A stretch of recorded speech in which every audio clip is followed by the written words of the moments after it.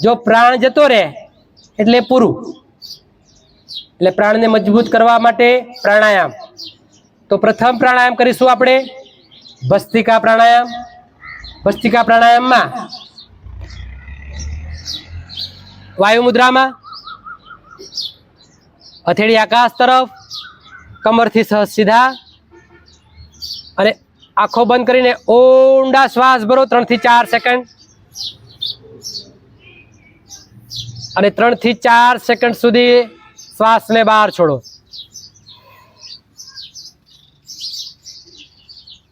ભજન સાથે, ભક્તિ સાથે, પરમાત્માના સ્મરણ સાથે, વિશ્વાસપૂર્વક, ધ્યેયપૂર્વક, આનંદપૂર્વક, પ્રસન્નતાપૂર્વક એક એક ક્રિયા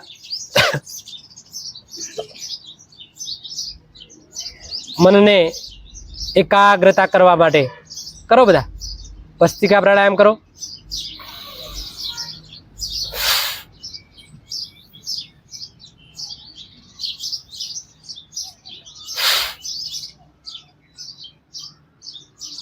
ઊંડા ઊંડા શ્વાસને ભરો,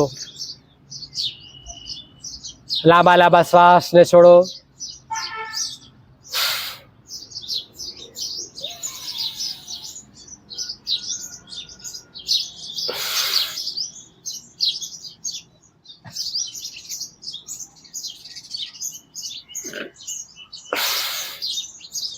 ખૂબ સરસ. તો આ થયો ભસ્ત્રિકા પ્રાણાયામનો અભ્યાસ. અને હવે કપાલભાતિ પ્રાણાયામ. કપાલભાતિ પ્રાણાયામમાં ઓનલી ફોર શ્વાસને બહાર છોડવાનો છે, શ્વાસને અંદર લેવાનો નથી. 1 સેકન્ડમાં 1 સ્ટોક. મારી સામે જુઓ બધા.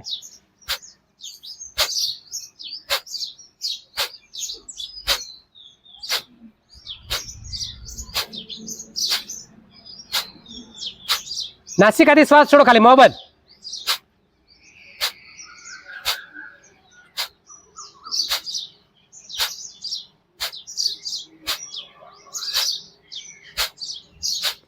બોડી એકદમ સ્થિર, બોડીમાં સહેજી હલન ચલન નહીં, કમરથી સહજ સીધા. 1 સેકન્ડમાં 1 સ્ટોક, 1 મિનિટમાં 60 સ્ટોક, અને 5 મિનિટમાં 300 સ્ટોક. પેટ માટે, પેટના રોગો માટે, આંતરડાના રોગો માટે, કિડનીના રોગો માટે રામબાણ ઇલાજ છે કપાલભાતિ પ્રાણાયામ.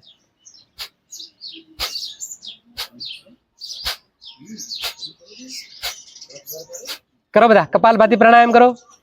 બહુ મજાનું પ્રાણાયામ છે. આપણા ઋષિમુનિએ તેને કપાલભાતિ પ્રાણાયામ કહ્યું છે. જો રોજ અડધો કલાક યોગ કરવામાં આવે, એમાં પ્રાણાયામ કરવામાં આવે, અને પ્રાણાયામમાં કપાલભાતિ પ્રાણાયામ કરવામાં આવે, તો તમારી ડાયજેશન ક્રિયા, જે તમારો ખોરાક, જે પચવાની ક્રિયા છે, એ મજબૂત બને. પેટ સફા તો હર રોગ દફા. તમારું પેટ સાફ હોવું જોઈએ. દરેક રોગનું મૂળ છે પેટ. પેટથી જ એની ઉદ્ભવતા થાય છે. કરો બધા, કપાલભાતિ પ્રાણાયામ કરો. સાંભળતા સાંભળતા ક્રિયા ચાલુ રાખવાની. સાંભળવાનું કાનથી, હા, અને ક્રિયા કરવાની બોડીથી. કરો બધા. ખૂબ બળવાન બનવું છે બધાને. હા, બનવું છે ને બળવાન, સારા બનવું છે, નિરોગી બનવું છે. તો એના માટે યોગ કરો બધા. ઘર ઘર યોગ, જન જન યોગ. અને આજે બધા મને વચન આપજો કે રોજ અહીંયા પ્રાર્થનામાં યોગ કરીશું. કરશું ને બધા? રાઈટ, સરસ, બહુ મસ્ત અભ્યાસ કર્યો બાળકો તમે. હવે કરીશું અનુલોમ વિલોમ પ્રાણાયામ. અનુલોમ વિલોમ પ્રાણાયામ. જમણી નાસિકા દબાવો અંગૂઠાથી, ડાબી નાસિકાથી શ્વાસ ભરો. ભરો જેટલો શ્વાસ ઊંડો ભરાય એટલો. શ્વાસને રોકો. હવે ડાબી નાસિકા દબાવો આંગળીથી, અને જમણી નાસિકાથી શ્વાસને બહાર છોડો. ફરી પાછી જમણી નાસિકાથી શ્વાસને ભરો. શ્વાસને હોલ્ડ કરો. જમણી નાસિકા દબાવો, ડાબી નાસિકાથી શ્વાસને બહાર છોડો. કરો બધા અનુલોમ વિલોમ પ્રાણાયામ કરો.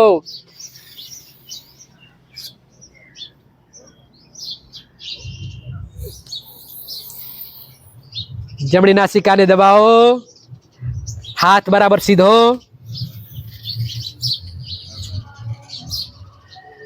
ડાબી નાસિકા દબાવો, જમણી નાસિકાથી શ્વાસ બહાર છોડો. કરો બધા, કરો ભાઈ કરો. હા કરો. કમરથી સહજ સીધા.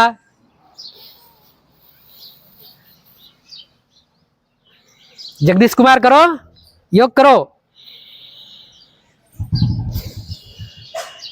વિશ્વાસ પૂર્વક, શ્રદ્ધા પૂર્વક, આસ્થા પૂર્વક,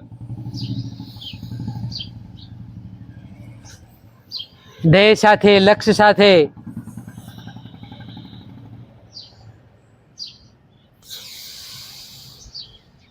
પ્રસન્નતા પૂર્વક કરો બધા. અનુલોમ વિલોમ પ્રાણાયામ કરો. અનુલોમ વિલોમ પ્રાણાયામ નાડી શુદ્ધિ પ્રાણાયામ પણ એને કહેવાય છે. 72 કરોડ 72,72,201 નાડીને શુદ્ધ કરવાનું કામ કરે છે અનુલોમ વિલોમ પ્રાણાયામ. બહુ જોરદાર પ્રાણાયામ છે. ભવિષ્યમાં એટેક નહીં આવે. રોજ અનુલોમ વિલોમ પ્રાણાયામ કરશો તો બ્લોકેજ નહીં આવે. અને જ્યાં સુધી તમે જીવશો ત્યાં સુધી તમારું હૃદય શુદ્ધ રહેશે, મસ્ત રહેશે, મજબૂત રહેશે. કરો બધા અનુલોમ વિલોમ પ્રાણાયામ કરો. કરો બેટા કરો અનુલોમ વિલોમ પ્રાણાયામ. વાહ વાહ વાહ, સરસ.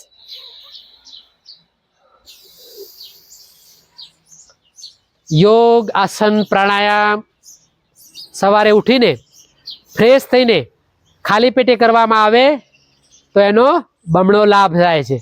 શું થાય છે? એનો બમણો લાભ. યોગથી કોઈ જાતનું નુકસાન નથી. ભવિષ્યમાં હોસ્પિટલના ચક્કર ન કાપવા હોય, હોસ્પિટલના બેડમાં આરામ ન કરવો હોય તો રોજ સવારે યોગ આસન પ્રાણાયામ, જોગિંગ ક્રિયા, સૂક્ષ્મ ક્રિયા અને આયુર્વેદ, ઉપવાસ. હવે જો હવે બધા ઉપવાસના બધા દિવસો ચાલુ થશે. ગૌરવ આવશે ને, ગૌરવ ગૌરી વ્રત છોકરીઓને. પણ પછી મોરૈયો, ફરાળી ખીચડી આવું બધું નહીં ખાવાનું. હા કરો બધા અનુલોમ વિલોમ પ્રાણાયામ. ખૂબ સરસ.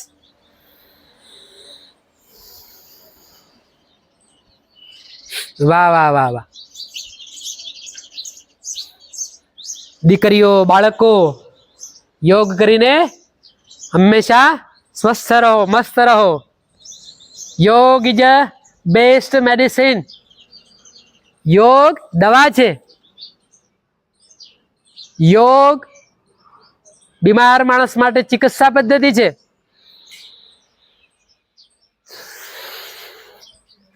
અને સ્વસ્થ માણસ માટે જીવન શૈલી છે.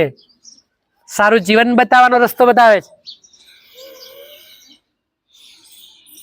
અને યોગીઓ માટે તો પરમાત્માને પામવાનો કેળો છે.